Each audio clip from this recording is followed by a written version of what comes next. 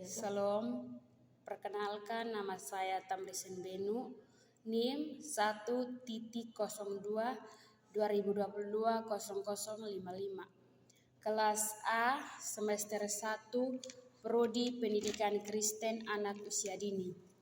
Di sini saya akan menjelaskan sedikit mengenai anak yang berkebutuhan khusus dan pendidikan inklusi. Yang pertama, istilah anak yang berkebutuhan khusus atau ABK.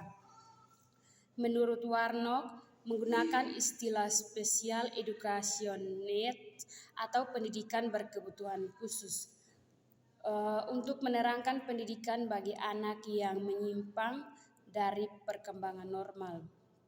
Istilah ini terkesan lebih manusiawi daripada yang pernah digunakan sebelumnya seperti penyandang cacat atau anak luar biasa berkelainan, meskipun masih ada instansi di Indonesia yang menggunakan istilah itu.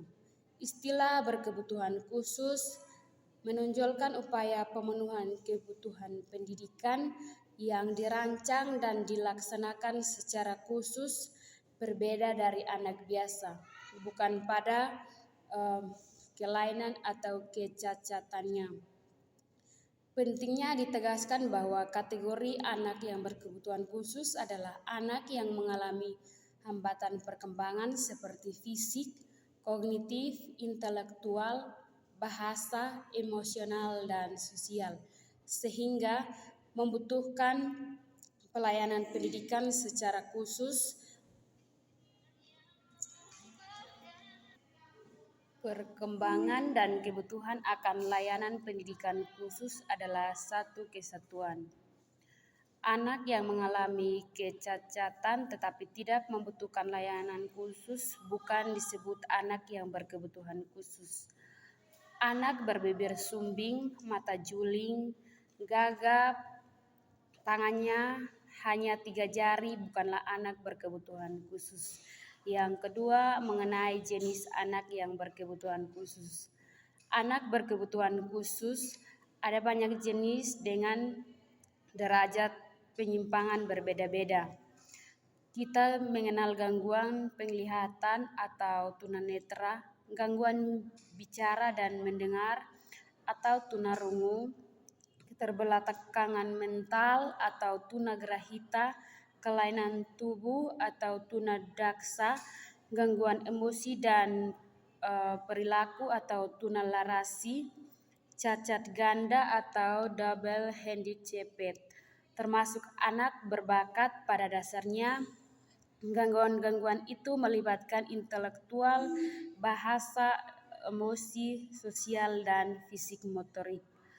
Kasus yang banyak dijumpai dalam pendidikan inklusi di taman kanak-kanak atau sekolah dasar. Yang pertama, kesulitan belajar.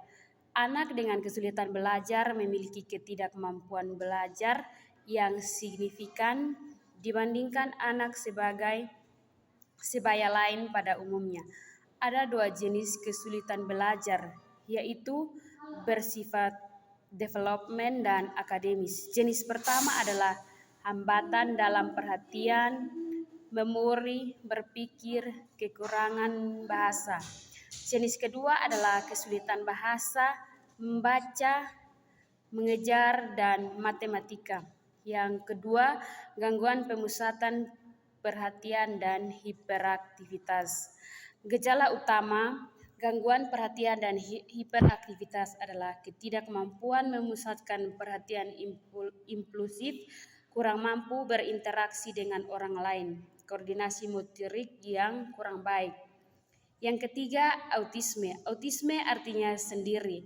Anak autis diibaratkan hidup di dunianya sendiri, menarik diri, tidak memiliki minat kepada orang lain. Gejala autis sudah mulai terlihat pada umur 2-3 tahun. Namun baru disadari ketika anak mulai berinteraksi dan berkomunikasi dengan orang lain. Yang ketiga adalah penanganan anak yang berkebutuhan khusus. Minimal ada 2 penanganan pendidikan bagi anak yang berkebutuhan khusus, yaitu sistem segregasi, dan inklusi. Sistem segregasi mengelompokkan semua anak dalam satu sekolah atau kelas khusus. Dapat berbentuk sekolah khusus seperti sekolah luar biasa atau SLB atau bentuk lainnya. Sistem inklusi berarti menyatukan anak berkebutuhan khusus dengan anak biasa. Dalam satu sekolah atau kelas, dalam pendekatan inklusi, penanganan anak yang berkebutuhan khusus membutuhkan kerjasama berbagai pihak dalam satu tim, yaitu orang tua, sekolah, guru biasa, guru pembimbing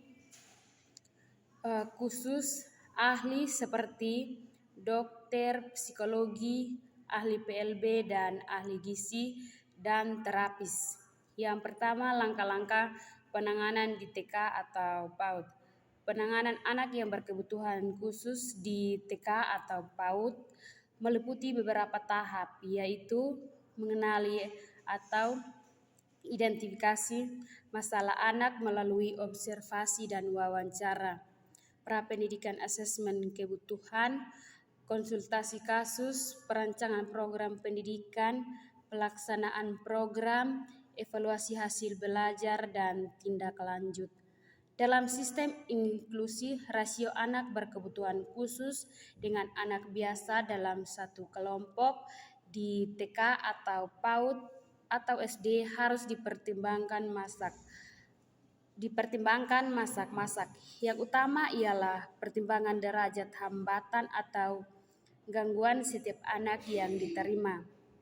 Kami telah mencoba memasuki anak yang berkebutuhan khusus dengan derajat berat dalam kelas inklusi di TK atau PAUD. Selain tidak berhasil, ada protes orang tua karena menilai anak yang berkebutuhan khusus mengganggu anak lain dan sangat menyulitkan guru dalam memberi pelayanan individual. Tujuan terapi bagi anak yang berkebutuhan khusus yang pertama, mampu berkomunikasi dua arah atau menyampaikan keinginannya. Yang kedua, mampu bersosialisasi dan beradaptasi dengan lingkungan. Yang ketiga, mampu meminimalkan sehingga menghilangkan perilaku tidak wajar, misalnya mengendus makanan, bertepuk-tepuk tangan tanpa kontrol, dan berdecak. Yang keempat, membantu anak belajar akademik. Yang kelima, menolong diri sendiri seperti makan, memakai baju, memakai kaos kaki, dan aktivitas toilet. Dan yang terakhir, belajar keterampilan atau kecakapan hidup. Terima kasih.